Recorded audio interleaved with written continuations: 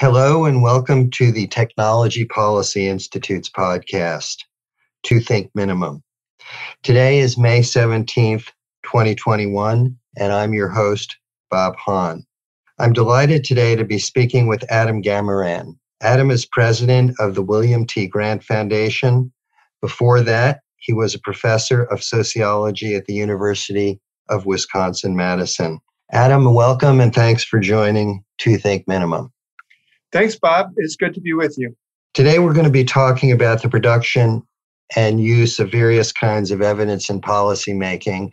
And Adam, I'm hoping you brought lots of good jokes along with you so we can keep our audience awake. I'll do my best. I wanted to begin with a disclaimer. TPI received a grant from the William T. Grant Foundation that allowed us to explore ways in which the 2019 Evidence Act could be administered more effectively. Adam, can you begin by just saying a couple words about yourself and your career? I know you were a distinguished academic, and then you decided to move and do some stuff in the real world or quasi-real world, running a foundation. And I'm reminded, I think of George Bernard Shaw, those who can do, those who can't teach, but you've done both. Do you want to say a couple words and just tell our audience what you're up to? Sure, Bob. For 29 years, I was a sociology professor at the University of Wisconsin-Madison. My focus was on educational inequality and school reform. And for the last 12 years at the university, I had leadership positions. First, I chaired the sociology department, which was a very large department at that time, the number one ranked sociology department in the nation. And then I directed the Wisconsin Center for Education Research, which is the largest university-based education research center in the country. So after doing that for 12 years, I was ready for a new challenge. I had several ideas for what I would do next, and this was not one of them. You can't plan on becoming a foundation president because there aren't that many opportunities, but the opportunity came and I was glad to seize it. It gives me the chance to shape research in an area that I'm passionate about and that I have an expertise in on a much broader canvas than I could before. So I moved from being the one to ask for money to support my own research, to being the facilitator for other people trying to get research, and now in a position to provide research to those who are research funds to those who are requesting it. That sounds fantastic. As an academic who's sometimes an academic and sometimes a civil servant, I may be knocking at your door one of these days. But today I wanted to focus on some interesting research questions and academic questions with you. So much of your work has been tied in one way or another to either the generation of useful policy insights or getting people to think about how you use evidence in policy making, particularly for young folks. And I was wondering if you could help or start us off by defining how you think about the phrase evidence-based policy. Sure. Well, the first question is, what do we mean by evidence? And in our perspective, we're talking about research evidence, which is evidence derived from applying systematic methods and analyses to address a predefined question or hypothesis. So evidence-based policy, or as perhaps a better phrase, evidence-informed policy, brings research evidence into consideration. We're not under any illusions that research evidence will drive or determine policy, because after all, policy is by many considerations, including values and priorities, as well as the wisdom of practical experience. But we'd like to see research evidence at the table when policy decisions are made and when people seek to understand the problems they face. So, as I understand it, a large part of the efforts of your foundation are devoted towards dealing with issues for young people. Do you want to say a few words about that and how you help catalyze bringing evidence in that realm? Sure. You know, Bob, I think of evidence-based policymaking as a three-order problem. And the first order is producing credible evidence. We've made a lot of progress in that area. We understand much better than in the past, over the last 20 years, that the data and methods need to be aligned with the research question, and we can't go off reaching conclusions that are not supported by the types of methods and data we use. In particular, we're no longer prepared to listen to statements about cause and effect unless the research design supports those kinds of inferences. So a lot of progress on the first order question, producing credible evidence. But the second order question continues to confound us, and that is getting research evidence used. A lot of folks in the evidence-based policy movement have a simplistic idea about how to get evidence used. You know, we as academics figure stuff out, then we write it up, then we throw it over the wall, and we think there's somebody over there waiting to catch it and ready to apply it as soon as they have our pearls of wisdom. Well, it's not so simple. And in fact, it turns out that evidence is more likely to be used when it comes in the context of relationships between producers and consumers of evidence and the intermediaries who often knit them together. And those relationships take structures that can build ongoing connections and trust to increase the use of research evidence. And then even if we could solve that second order problem of getting evidence used, we still face the third order problem of the fundamental structures that require evidence use in the first place. So we face many problems in our society. We've identified effective programs that respond to those problems. But even if we could get people to adopt those problems, we further need to attack the structural conditions that create the problems in the first place. All right. This is a pretty cool definition. I want to drill down on it with you, particularly on let's deal with all three parts just to see if I can understand it as a mere mortal. The first part sort of says academics, I think, have gotten their act together and are a little bit better about disentangling cause and effect. Because sometimes in the old days, I remember when I was in grad school and maybe you were in grad school, simply we would interpret correlations. Something moved with something else. A moved with B as incorrectly saying A caused B or whatever. So I think what you're saying there is we've gotten a little bit more careful, or we've gotten better at sort of distinguishing cause and effect as opposed to just an association. Is that what you had in mind? Yes. Okay, great. On the second one, getting research used or getting this evidence used in the real world or by legislators or what have you, are there examples that you can give us where you think, where you would sort of identify those as successes? Sure. Well, a fantastic example comes out of a paper just published by Max Crowley and colleagues in the Proceedings of the National Academy of Sciences, PNAS, an evaluation of something called the Research to Policy Collaboration. And what Crowley and his team have done is create structured relationships between legislative staff, congressional staff members, Crowley himself is a former congressional staffer, and researchers around issues of child maltreatment and child development. And they randomized legislators to the treatment, or legislative staff, I should say, to the treatment, and they randomized researchers to the treatment. And what they found is those who were participating in these structured relationships, the research to policy collaboration, were much more likely to refer to evidence in legislative deliberations and legislative write-ups. And the researchers who were randomized to the collaboration became more comfortable with interacting with policymakers and had greater confidence about their ability to get their research findings used. So it was a double win, and clearly shows that it is possible to create a structure and a system where relationships between researchers and policymakers can thrive. And in those systems, research evidence has more of a chance to get on the table. Let me ask you about this. This isn't a study, but this is just a comment based on my own experience. So I worked at AEI and Brookings for a while. They were two think tanks, as you know, in Washington. I'm also thinking of institutions in government that may have served similar roles, and do, in some cases, do serve similar roles, like the Congressional Research Service and formerly the Office of Technology Assessment. So in my view, a lot of what these places do is take the kind of evidence that you were talking about that might be in an august journal that legislators or legislative staff might not read, and translate it into usable forms that maybe Hill staffers can digest and put into policy in one way, shape, or form. Is it your view that, one, we need institutions like the ones I just mentioned, and they serve a potentially useful role sort of mediating the findings of academia and helping to translate them into policy?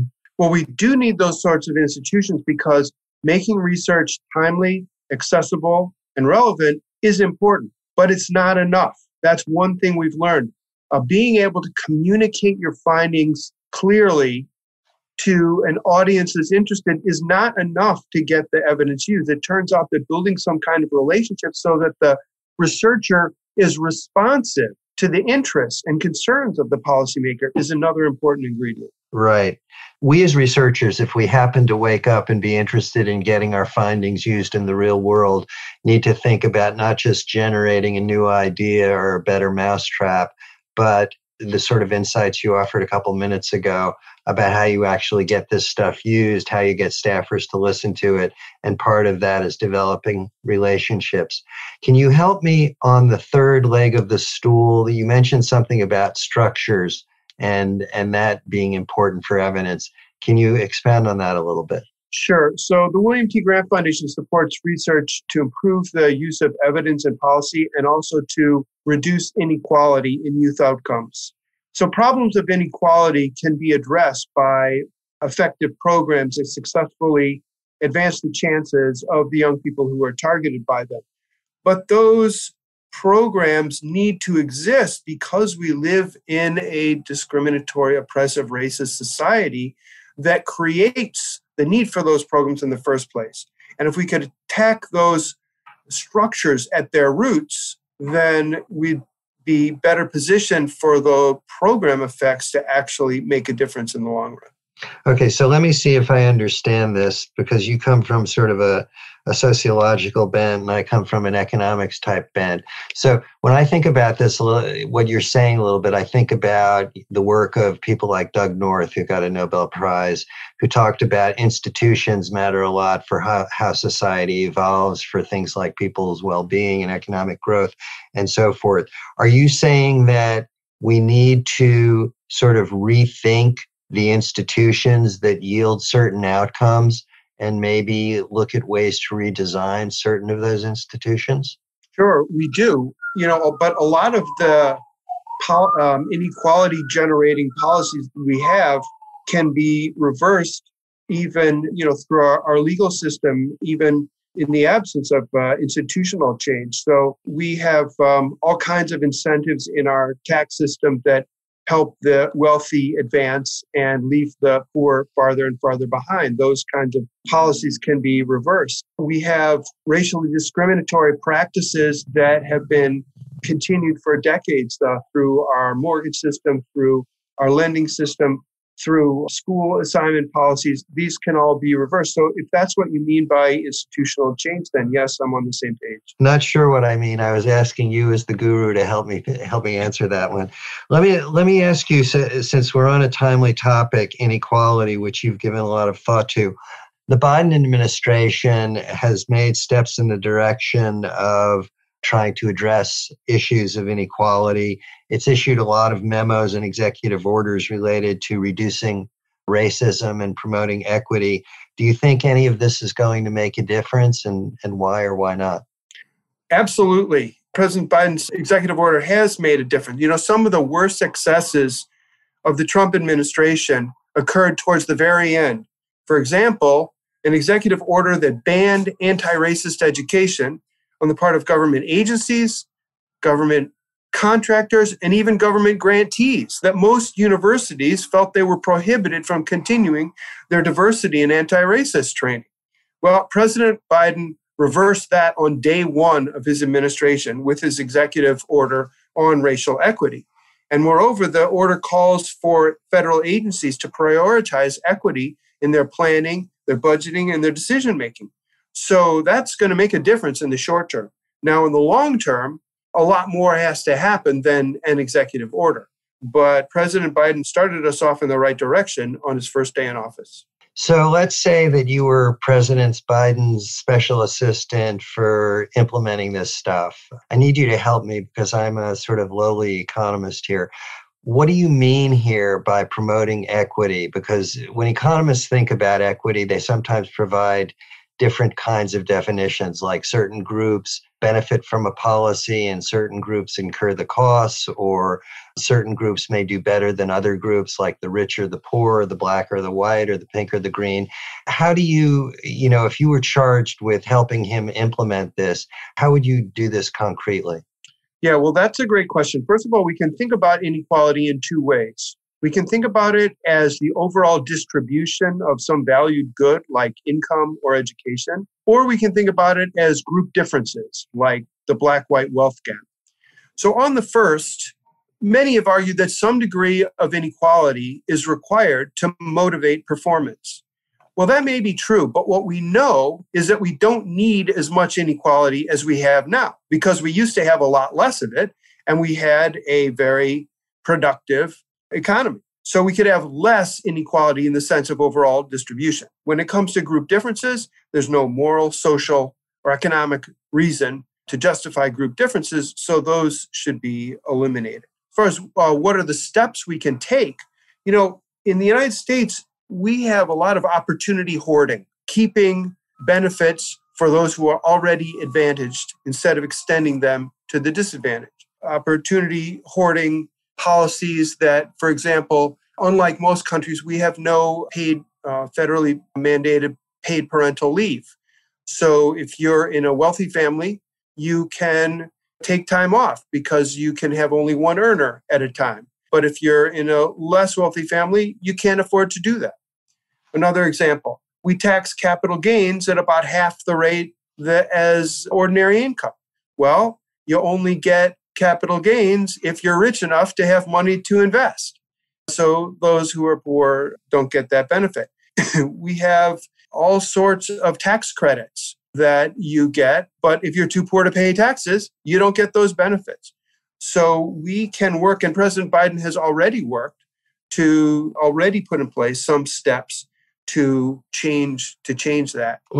So I have a personal interest in education, and I helped start a school some time ago. So I wanted to ask you a little bit about your take on the charter school movement, because sometimes charter schools or vouchers, as Milton Friedman suggested many years ago, are viewed as a way of potentially helping the poor or disaffected take advantage of some opportunities by being able to choose the school that they or their child goes to.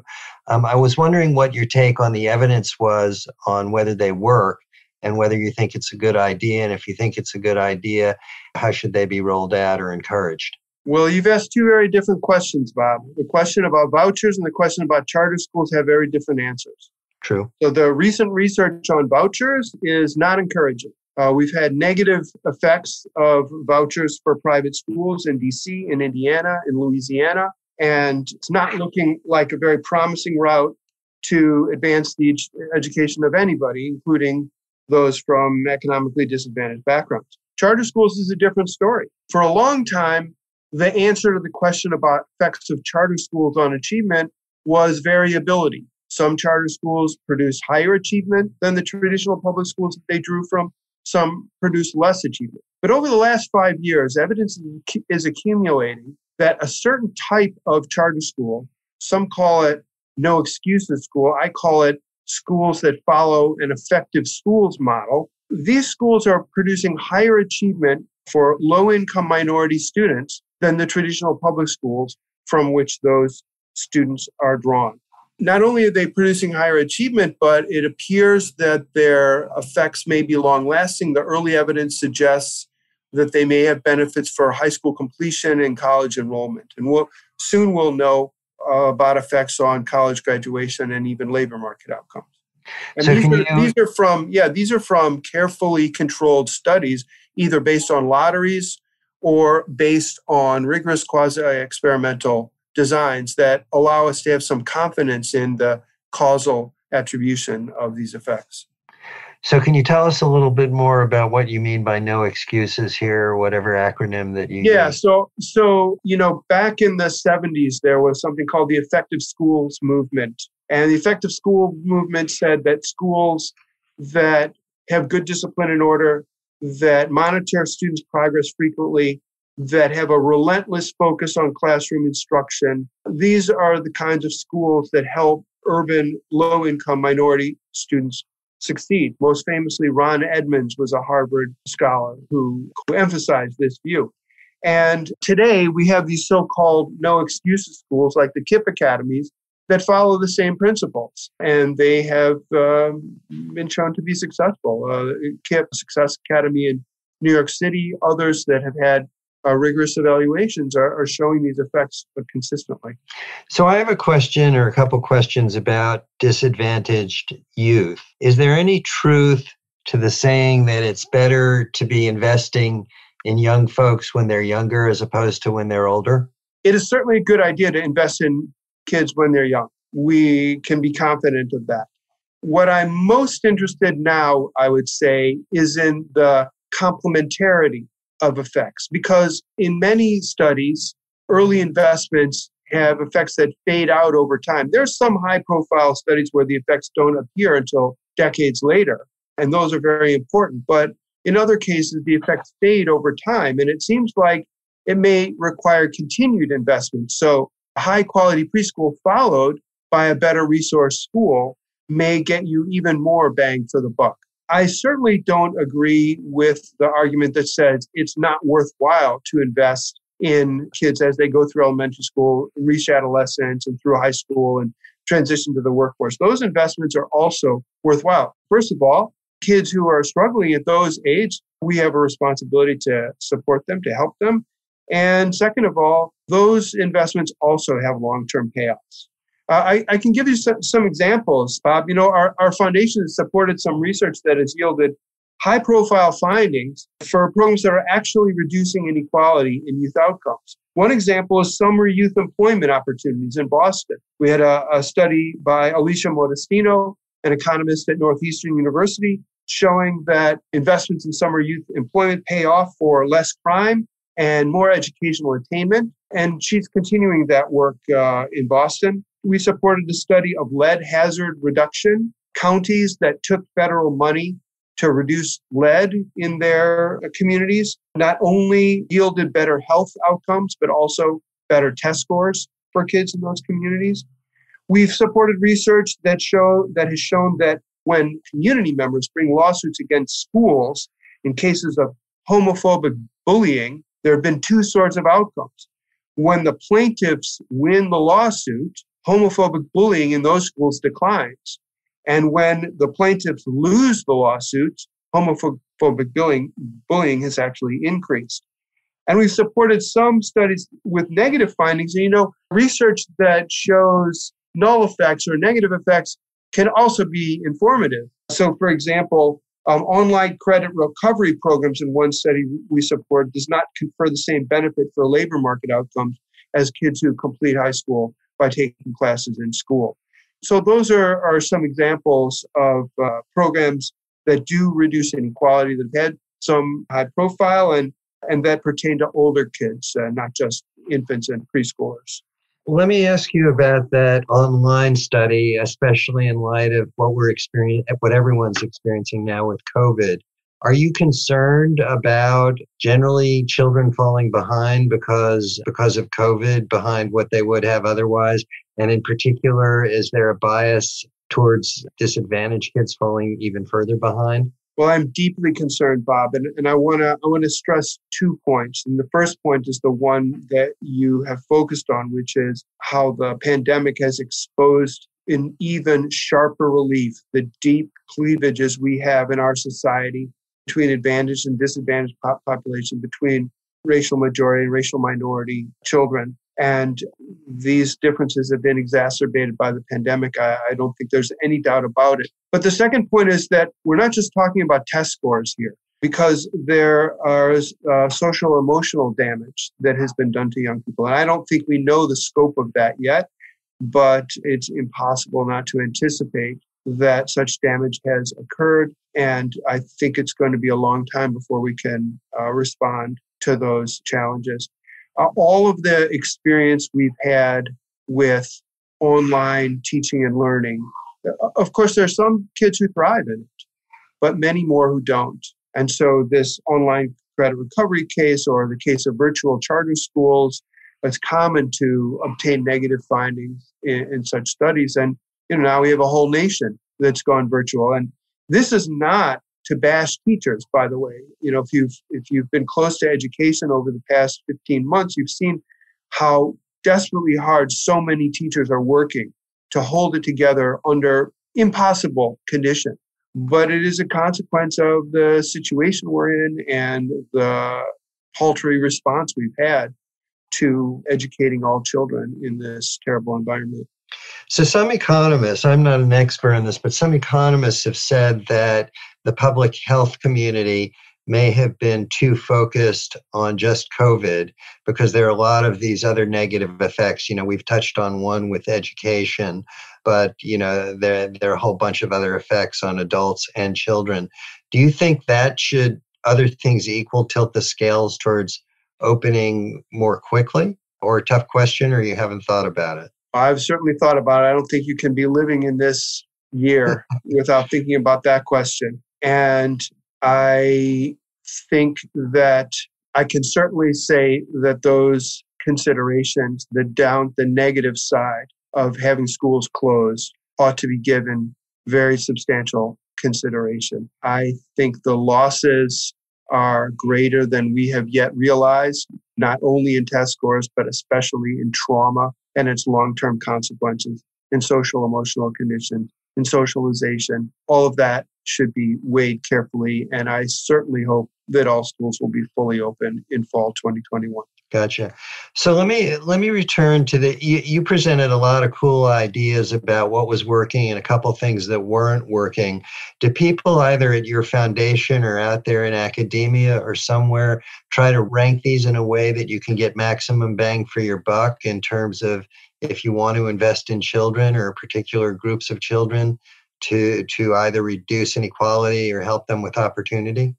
Yeah, we have a fantastic example of that, Bob. We were among 6 private supporters, along with the federal government, of the National Academy's study, A Roadmap to Reducing Child Poverty.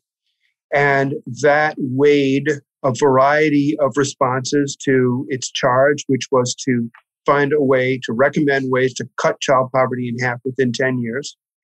And they ended up identifying 4 packages of programs, not single programs, but packages of programs that would do the job. And in fact, many elements of those packages have been adopted in the American Rescue Plan for 1 year so far, some 1, some 2 years. Hopefully they'll be extended. So yeah, it is certainly possible to weigh different programs against one another and talk about how different programs would work in combination. So let me turn. We've been talking a lot about kids and things like that. We started with evidence, but let me go back to evidence.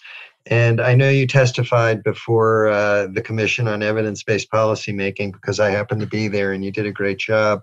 But I wanted to ask you, what do you think the federal government should be doing now in this area? Where's the low-hanging fruit and what should it be doing internally to change the structures or the institutions or what have you to generate better evidence and maybe get it used?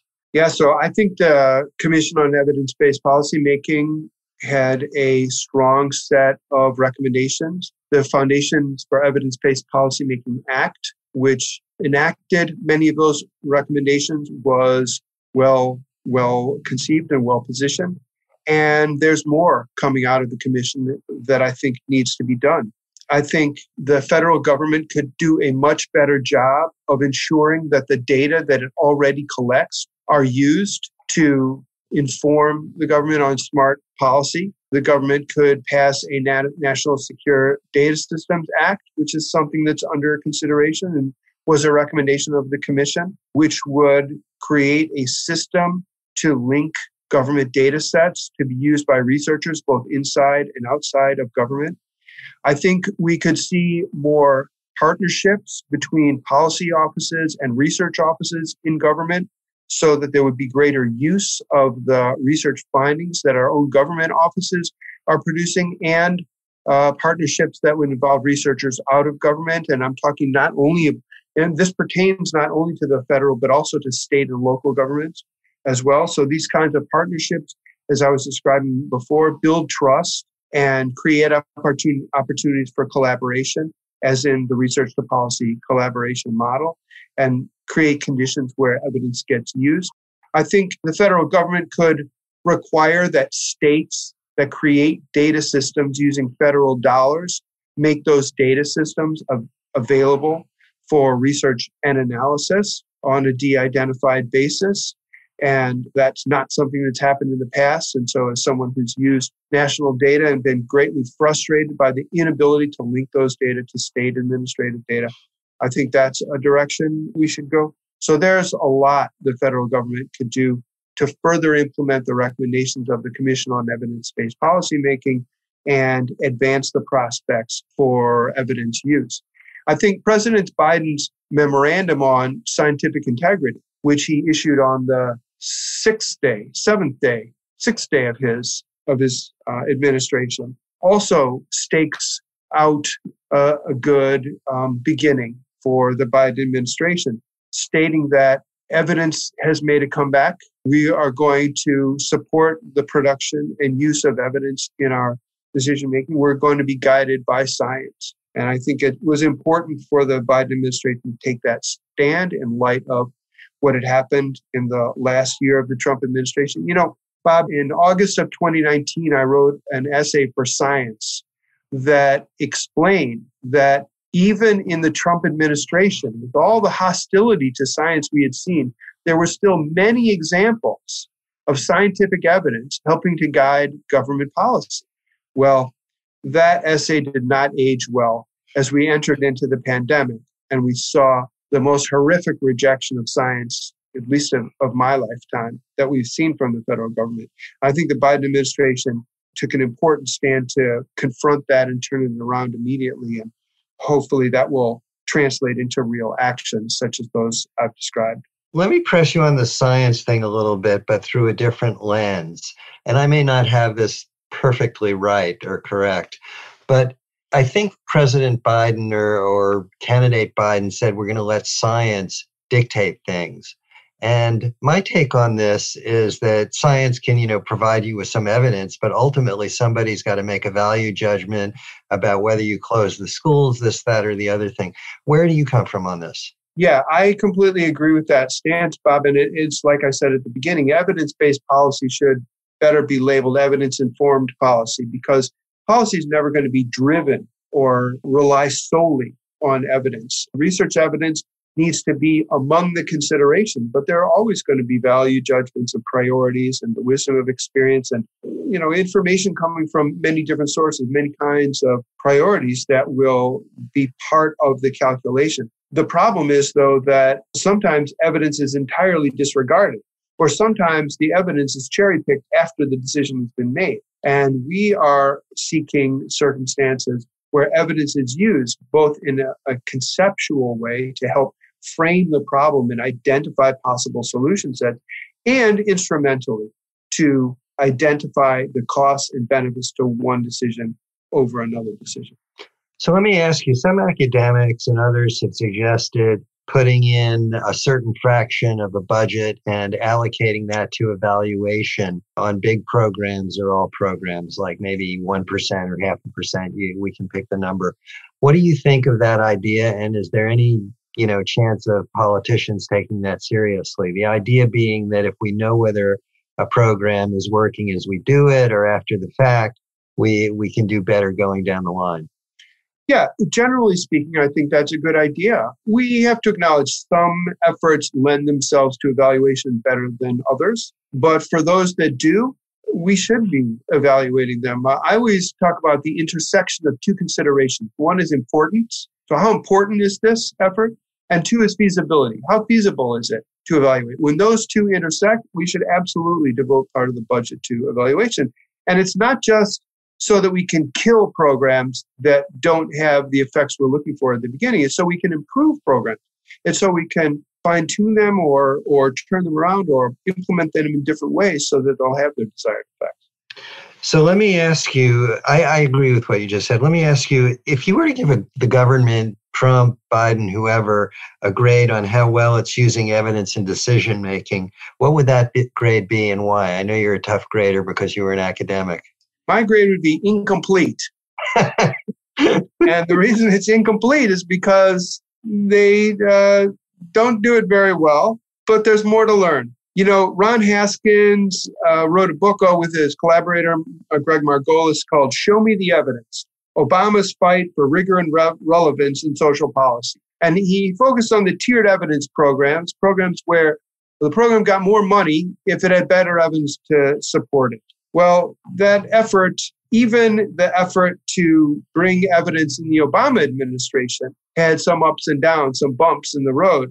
And then we get to the Trump administration, where, as I've said, overt hostility to evidence and to science, many steps taken dispersing of government scientists to all parts of the country so they would quit, disbanding government panels, not appointing people to government panels. The one I used to serve on, the National Board for Education Sciences, no appointments until the very near the end, and then in the last month of his administration, appointing a bunch of people who have no expertise on the topic. All sorts of steps taken in the Trump administration to counter the value and valuation of scientific evidence in government decision-making. And yet, President Trump signed the Foundation for Evidence-Based Policymaking Act.